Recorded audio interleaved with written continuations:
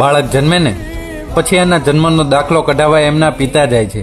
પિતા ગુજરી જાય ને પછી એમના મરણનો દાખલો કઢાવવા એમનો દીકરો જાય છે. બેંક, દસ્તાવેજ, પોસ્ટ ઓફિસ, રેશન કાર્ડ વગેરે જગ્યાએ નામ કમી કરાવવા પણ એમનો દીકરો જાય છે.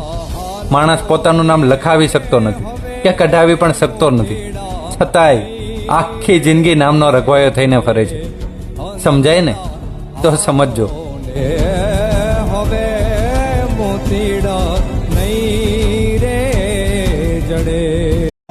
સાહેબ, બધાનો મૂડ ઠીક કરી શકું છું, પણ મારું મૂડ ઠીક કરે ને એવું કોઈ નથી. હસતા તો રહેવું જ પડે છે. મજામાં ના હોવા છતાં કેમ છો ના જવાબમાં બસ મજામાં છું એમ કહેવું પડે છે.